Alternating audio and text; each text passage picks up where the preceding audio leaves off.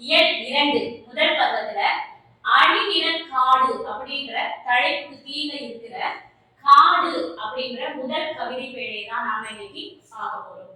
காடு அப்படின்னாவே நம்ம நினைவுக்கு வருவது என்ன அப்படின்னா நிறைய மரங்கள், செடிகள், கொடிகள் இதுதான் நமக்கு ஞாபகம் வரும். அது மட்டும் இல்லாம விலங்குகள் இருக்கும், அருவிகள் இருக்கும், ஓடைகள் இருக்கும். ஒரு பக்கம் பாத்தீங்கன்னா சத்தமாக குயில் கூவும், மயிலாகவும் நிறைய சத்தங்களை நம்ம இனிய ஓசைகள் எல்லாம் அங்க நம்ம கேட்கலாம். சோ அததான் நம்ம காடு அப்படின்னு நம்ம சொல்றோம். சோ நாம இன்னைக்கு என்ன பார்க்க போறோம் அப்படின்னா காடு பத்தி தான் நாம இன்னைக்கு பார்க்க போறோம். இந்த காடு அப்படிங்கிறது என்ன அப்படின்னா ஒரு நாட்டுடைய வளம் எப்படி இருக்கு அப்படிங்கிறத ஒரு காடு மூலமா நம்ம தெரிஞ்சுக்கலாம். ஒரு காட்டின் வளமே ஒரு நாட்டை எவ்வளவு அதிக நிலப்பரப்பு காடு இருக்கோ அதை பொறுத்துதான் அந்த நாட்டுடைய வளம் நம்ம தெரிஞ்சுக்கலாம். ஒரு காட்டின் வளமே ஒரு நாட்டின் வளம் அப்படின்னு நிறைய அறிஞர்கள் நமக்கு சொல்லியிருக்காங்க. இந்த பாடல்ல நான் காடுகளை பத்தியும் காட்டினுடைய குளிர்ச்சிகளை பத்தியும் அங்க விலங்குகளுடைய கொண்டாட்டங்களை பத்தியும் தான் இங்க கவிஞர் பாடலாக நமக்கு கொடுத்திருக்காங்க. காடும் கடலும் நமக்கு எப்போதுமே கண்ணுக்கு இனிமை தருபவைதான். நம்ம எவ்வளவு துன்பமாக போய் நின்னாலும் அந்த காடுகளை பார்க்கும்போது அங்க இருக்கும் மரங்களையும், செடிகளையும், கொடிகளையும், பூக்களையும் பார்க்கும்போது நம்மள அறியாமையே நமக்கு ஒரு சந்தோஷம் மனசுல தோன்றும். காடு, இந்த காடு அப்படிங்கிறது நம்ம எல்லாருமே ஒரு காமனா பொதுவா சொல்லக்கூடிய ஒரு பெயர் காடு. இந்த காட்டுக்கு வேறு பெயர்கள் இருக்கு. அதுக்கு முன்னாடி காடு என்பது மரங்கள் அடர்ந்த நிலப்பகுதிக்கு தமிழில் உள்ள ஒரு பெயர் தான் காடு. அப்ப காடு அப்படின்னு ஒரே ஒரு பெயர் தான் இருக்கானா? இல்ல. இந்த காடுக்கு நிறைய பெயர்கள் உள்ளன. தமிழில் காட்டுக்கு கா, கால், கான், கானகம், அடவி, அரண், அரணி, புறவு, ஒற்றை, பொழில், தில்லம், அழுவம், இயவு, பழவம், முளரி, வல்லை, விட, வியல் என இன்னும் பல பெயர்களும் நம்ம காட்டுக்கு சொல்லலாம். காடு என்ற ஒரு சொல்லுக்கு பல பெயர்கள் உண்டு. தமிழ்ல பாத்தீங்க அப்படின்னா ஒரு சொல்லுக்கு பல பெயர்கள் இருக்கும். அதுதான் இது எடுத்துக்காட்டாக நாம காடு என்ற சொல்லுக்கு இப்ப பல பெயர்களை பார்த்தோம். சரி, இந்த காடு என்ற பாடலை எழுதியவர் யார் அப்படின்னா சுரதா. யார் இந்த சுரதா? இவர் தான் அந்த சுரதா. சுரதா அப்படிங்கிற ஒரு உவமை கவிஞர் ஆவார். இவருடைய பெற்றோர் இவருக்கு இட்ட பெயர். இவருடைய பெயரே சுரதா தான் அப்படின்னா இல்ல. இவருக்கு எப்படி அந்த பெயர் வந்தது அப்படிங்கிறத நாம பார்ப்போம். சுரதா அப்படிங்கிற அவரை இந்த கவிஞருடைய இயற்பெயர் என்ன அப்படின்னா ராசகோபாலன். இவர் இயற்பெயர் அப்படின்னாவே பெற்றோர்கள் இவருக்கு இட்ட பெயர் ராசகோபாலன். இவர் பாரதிதாசன் மேல ரொம்ப அளப்பரிய பற்று இருந்தது இவருக்கு. அதனால பாரதிதாசனுடைய இயற்பெயர் பாத்தீங்கன்னா கனக சுப்புரத்தினம். எனவே தன்னுடைய பெயரை சுப்புரத்தினதாசன் அப்படின்னு மாத்திக்கிட்டார். அதனால சுப்புரத்தினம் அப்படின்றதுல இந்த சு அப்படிங்கிற எழுத்தையும் அடுத்து ரத்தினல ரா அப்படிங்கிற எழுத்தையும் தாசன்ல தா என்ற எழுத்தையும் சேர்த்து சுரதா அப்படிங்கிறதுதான் இந்த சுருக்கமே சுரதா என்பதாகும். சுரதா அப்படின்னா அவர் யாரு? ஓமை கவிஞர். ஓமை கவிஞர் அப்படின்னாவே சுரதா அவர்கள் தான் அப்படின்னு தன்னுடைய பெயரை மாற்றிக்கொண்டார். ஓமைகளை பயன்படுத்தி ஏன் இவருக்கு ஓமை கவிஞர் அப்படின்னு பெயர் வந்ததுன்னா ஓமைகளை அதிகமாக பயன்படுத்தி கவிதை எழுதுவது வல்லவர். அதனாலதான் இவருக்கு ஓமை கவிஞர் அப்படின்னு இவரை நாம அழைக்கிறோம். அமுதும் இவருடைய படைப்புகள் பாத்தீங்கன்னா நிறைய. அதுல ஒரு சில இங்க கொடுத்திருக்கோம். அமுதும் தேனும், தேன்மழை, துறைமுகம் உள்ளிட்ட பல நூல்கள் இவருடைய படைப்புகள். இதெல்லாம் இது இல்லாம இன்னும் நிறைய இருக்கு. இதுல தேன்மழை அப்படின்ற இந்த நூல்ல இருந்து இயற்கை எழில்னா என்னது? அழகு. ஒரு இயற்கையுடைய அழகை வர்ணிக்கும் அந்த இயற்கையவே நம்ம கண்ணுக்கு காட்சியாக கொண்டு வந்திருக்காரு இந்த காடு என்னும் பாடலில் இருந்து. சோ இயற்கை எழில் என்னும் பகுதியில் இருந்து எடுத்து தரப்பட்டதுதான் இந்த பாடல், காடு என்ற பாடல். இப்பாடல்ல கிளிக்கண்ணி என்னும் பாவகை செய்தது. இந்த பாடல் கிளிக்கண்ணி. கிளிக்கண்ணினா ஒரு கிளியின் மொழி எப்படி இருக்கும்? இனிமையா இருக்கும். கிளி பேசும்போதே, கிளி சத்தமா கத்தும் போதே நம்மளுக்கு எப்படி இருக்கும்? அதை கேட்டுட்டே இருக்கும் போல இருக்கும். அது மாதிரி கிளியின் மொழி போன்ற இனிய சொற்களை பேசும் பெண்ணை நோக்கி கூறுவதாக இனிய சந்தத்தில் பாடப்படும் இந்த வகை பாடலை கிளிக்கண்ணி வகை பாவகை பாடல் அப்படின்னு சொல்லணும். சரி, அடுத்தது பாருங்க. முதல் பாடல் அவரு நம்ம பார்க்க போறது இப்ப முதல் 4 வரிகள. கார்த்திகை தீபம் என காடெல்லாம் பூத்திருக்கும் பார்த்திட வேண்டுமடி கிளியே பார்வை குளிருமடி. நல்லா கவனிங்க, இவர் எதற்கு உவமைப்படுத்திருக்கார் பாருங்க.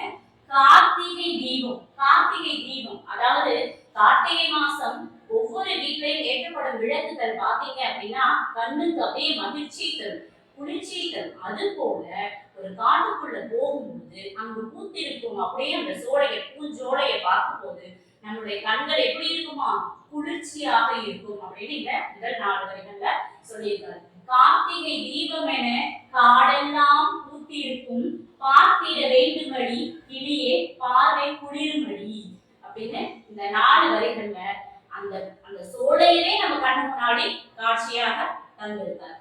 அடுத்ததாக காடு பொருள் கொடுக்கும் காய்கனி ஈன்றெடுக்கும், காய்கனி ஈன்றெடுக்கும், ஈன்றெடுக்கும்னா தரும். கூடி கழித்திடவே, கழித்திடவே அப்படின்னா மகிழ்ந்திடவே. கிளியே குளிர்ந்த நிழல் கொடுக்கும். அதாவது காடு வெறும் காய்கனி அது மட்டும் தான் தருமா அப்படின்னா கிடையாது, நிறைய வகை பொருள்களை நமக்கு கொடுக்கும். இந்த காடு அப்படிங்கிறது நமக்கு எப்படி ஒரு வீடு, நாம வாழ்வதற்கு ஒரு வீடு, நம்ம வசிப்பதற்கு ஒரு வீடு இருக்கோ அது மாதிரி பல உயிரினங்கள் இந்த இடத்துல என்ன இருக்கு, வாழ்ந்துகிட்டு இருக்கு. இந்த காடு என்பது பல வகையான பொருளை நமக்கு கொடுக்கும். காய்கனி ஈன்றெடுக்கும், காய்கனிகளை நமக்கு தந்துகிட்டே இருக்கும், எவ்வளவு வேணுமோ அவ்வளவு தந்துகிட்டே இருக்கும். கூடி கழித்திடவே, இங்க போன உடனே துன்பம் இருந்தாலும் நம் மனதில் எவ்வளவு துன்பம் இருந்தாலும் அதை மறந்து நம்ம மகிழ்ச்சியாக இந்த காட்டு பகுதியில நம்ம மகிழ்ந்து விளையாடலாம். கழித்திடவே, கிளியே குளிர்ந்த நிழல் தரும். இது மட்டும் தராது, என்ன தரும், நல்ல வெயில மறைத்து நிழலை கொடுக்கும். சோ காடு பொருள் கொடுக்கும், காய்கனி ஈன்றெடுக்கும், கூடி கழித்திடவே கிளியே குளிர்ந்த நிழல் கொடுக்கும் அப்படின்னு ரொம்ப அழகா ஒரு காட்டுடைய பயணம் பத்தி இந்த 4 வரிகள்ல நமக்கு கவிஞர் கொடுத்திருக்கார். அடுத்து பாருங்க, வேற என்னெல்லாம் இருக்கும், வேற என்னெல்லாம் செய்யும் காடு அப்படின்னா, குரங்கு குடியிருக்கும். வெறும் குரங்கு மட்டும்தான் குடியிருக்குமா, இல்ல, நிறைய பறவைகள் எல்லாம் என்ன பண்ணும், கூடு கட்டி வாழும். சோ குரங்கு குடியிருக்கும். கொம்பில், கொம்பு என்றால் இங்க கிளை, கிளை மரத்துல கிளைகள் இருக்கும் இல்லையா, அந்த கிளைகள்ல என்ன இருக்கும், கனி பறிக்கும். போய் கனியை பறித்து அந்த கிளைகள் மீது அமர்ந்து என்ன பண்ணும், உட்கார்ந்து சாப்பிடும். சோ மரங்கள் வெயில் மறைக்கும், கிளியே வழியில் தடை இருக்கும். அதாவது குரங்கு குடியிருக்கும், குரங்கு மட்டுமல்ல உயிரினங்கள் வாழக்கூடிய ஒன்றுதான் மரம். அந்த அந்த குரங்கு குடியிருக்கும் கொம்பில், அந்த கொம்புகள்ல என்ன பண்ணுது, கனியை பறித்து உண்ணுகிறது. கிளைகளில், கொம்பு என்றால் கிளை. மரங்கள் வெயில் மறைக்கும். இந்த மரங்கள் எல்லாம் எப்படி இருக்கு, நல்ல வெயில மறைச்சு நிழல் தரக்கூடியவையாக இருக்கு. குளிர்ந்த காற்றையும் நிழலையும் தரக்கூடியவைதான் மரங்கள். சோ மரங்கள் வெயில் மறைக்கும். கிளியே வழியில் தடை இருக்கும். என்னது வழியில் தடை இருக்கும், ஒரு காட்டு வழியா நம்ம போகணும் அப்படின்னா அவ்வளவு எளிதாக நாம என்ன பண்ண முடியாது, சென்றடைந்து விட முடியாது. அதுல நிறைய தடைகளை நாம் பார்க்கலாம். நிறைய மரங்கள் இருக்கும், நமக்கு வழி தெரியும், முறையான வழி அங்க இருக்காது. அப்படிங்கறதுதான் இந்த 4 வரிகள்ல சொல்லியிருக்காரு. அடுத்த 4 பாடல். ஒரு பக்கம் பாத்தீங்கன்னா பச்சை மயில் நடிக்கும். அதாவது நல்ல அழகா பச்சை மயில் அதோட தோகையை விரித்து என்ன பண்ணும், நடனமாடும். பன்றி கிழங்கு எடுக்கும். பன்றி ஒரு பக்கம் என்ன பண்ணும், கிழங்கை மண்ணை தோண்டி கிழங்கை பறித்து உண்டி சாப்பிட்டு இருக்கும். நச்சரவம் கலங்கும். அதை பார்த்த பாம்பு என்ன பண்ணும், கலங்கும். என்ன சத்தம் வருது, பாம்பு என்ன பண்ணும், பாம்பு காது அப்படி சொல்லுவாங்க தெரியுமா, சின்ன சத்தம் வந்தா கூட என்ன பண்ணும் பாம்பு, அதுக்கு எளிதாக கேட்கும். அதனால அது அந்த பன்றி பறிக்கிற அந்த சத்தத்தை கேட்டு நச்சரவம், நச்சு விஷமுள்ள, அரவம், அரவம்னா பாம்பு, நச்சரவம் கலங்கும்.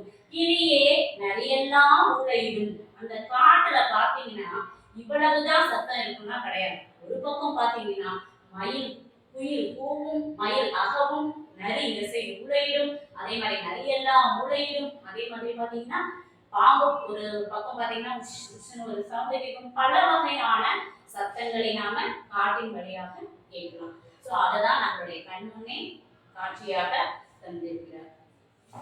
அடுத்தது அதிமதுர தழையை யானைகள் தின்றபடி புதுநடை போடுமடி கிழியை பூங்குயில் கூவுமடி. குயில் என்ன பண்ணும்? கூவும்.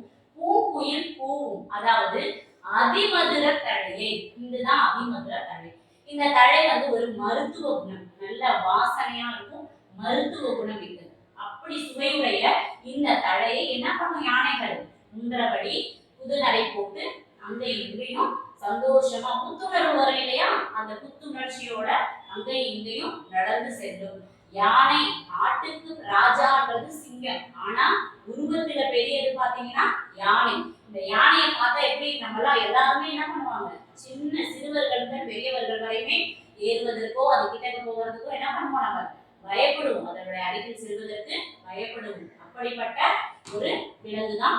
ஆபத்தெல்லாம் கிடையாது அதிகம். நாம எல்லா விலங்குகளையும் நேசிக்கணும். முதல்ல பூங்குயில் கூவுமடி, ஒரு பக்கம் யானை இந்த மாதிரி செல்லும், இன்னொரு பக்கம் பூங்குயில் ரொம்ப அழகா குயில் கூவும் அப்படின்னு இந்த 4 அடிகள்ல சொல்லியிருக்காங்க. அடுத்து இவை மட்டும்தான் இருக்குமா? வெறும் குரங்குகளும் வெறும் நிழல் மட்டும்தான் தருமா? காடுகளை தான் தருமானா கிடையாது. பல வகையான விலங்குகளுக்கு வாழிடமே காடுதான். என்னது? சிங்கம், புலி, கரடி, சிறுத்தை, விலங்கினங்கள் எங்கும் திரியும்படி. நாம வாழ்வதற்கு ஒரே ஒரு வீடு தான். ஆனா இவங்கெல்லாம் என்னது? எங்க பிடிச்சிருக்கோ, எங்க தனக்கு பிடிச்சிருக்கோ அந்த இடத்துல அவங்க படுத்து உறங்கலாம், வாழலாம், ஓடலாம், விளையாடலாம், எல்லா வேணாலும் செய்யலாம். அவ்வளவு சந்தோஷமாக விலங்குகளுக்கு கொண்டாடி மகிழும். சோ சிங்கம், புலி, கரடி, சிறுத்தை, விலங்கினங்கள் எங்கும் திரியும்படி கிளியே இயற்கை விடுதியிலே. நாம் இருக்கும் வீடு ஒன்று, ஆனால் இவைக்கோ இடம் நிறைய இருக்கு. எல்லா இடத்துலையும் எங்கெல்லாம் தங்கள் நீர்லயே இருக்கணும்னா நீர்லயே இருக்கும், அது இல்ல விளையாடணும்னா விளையாடும், இல்ல நிழல்லையே படுத்திருக்கணும்னா நிழல்லையே படுத்திருக்கும். சோ இவ்வாறு இந்த 4 வரிகள்ல சிங்கம், புலி, கரடி, சிறுத்தை, விலங்கினங்கள் எங்கும் திரியும்படி கிளியே இயற்கை விடுதியிலே. இதன் மூலமா நம்ம என்ன தெரிஞ்சுக்கிறோம்? இதன் மூலம் நாம காடு, ஒரு மரம் என்பது மிக மிக முக்கியமான ஒன்று. ஒரு வீட்டுக்கு கண்டிப்பா ஒரு மரத்தை வளர்க்கணும். நம்ம ஒரு பெரிய காடை வளர்க்க முடியாது, ஆனா ஒவ்வொருவரும் வீட்டுக்கு ஒரு மரத்தை கண்டிப்பாக வளர்ப்பது நல்லது. இந்த பாடல் வரிகள்ல இவரு சுரதா அவர்கள், ஓமை கவிஞரான சுரதா அவர்கள் கொடுத்த இந்த காடு அப்படின்ற இந்த பாடல் பாத்தீங்க அப்படின்னா, நம்ம படிக்கும் போதே ஒரு காட்டுக்குள்ள எப்படியெல்லாம் இருக்கும், ஒரு காட்டுக்குள்ள நம்ம சென்று வந்தா அதோடைய மன மகிழ்ச்சி அது எப்படி இருக்குமோ அந்த காட்சி கண்ணுக்கு முன்னாடியே நிறுத்தி இருக்காரு. மிக அழகாகவும் தெளிவாகவும் நமக்கு விளக்கியிருக்காரு. இப்போ இந்த பாடல்ல நமக்கு மனப்பாட பகுதி இருக்கு, அதை பார்ப்போமாங்க. பச்சை மயில் நடிக்கும், பன்றி இறங்கெடுக்கும், நச்சரவம் கலங்கும், கிளியே நரியெல்லாம் மூளையிடும். நல்லா மறுபடியும் பாருங்க. பச்சை மயில் நடிக்கும், பன்றி கிழங்கெடுக்கும், நச்சரவம் கலங்கும், கிளியே நரியெல்லாம் மூளையிடும். அதிமதுர தழையை யானைகள் தின்றபடி புதுநடை போடுமடி கிளியே பூங்குயில் கூவுமடி. சிங்கம், புலி, கரடி, சிறுத்தை, விலங்கினங்கள் எங்கும் திரியும்படி கிளியே இயற்கை விடுதியிலே. ஆசிரியர் சுரதா. சுரதா என்பவர் பொம்மை கவிஞர். ராசகோபாலன் என்ற இயற்பெயர் கொண்ட சுரதா. சுப்புரத்தினதாசன், அதுதான் சுருக்கமாக சுரதா அப்படின்னு நாம சொல்லுவோம். மாணவர்களே, உங்களுக்கு புரிஞ்சிருக்கும் அப்படின்னு நினைக்கிறேன். நன்றி.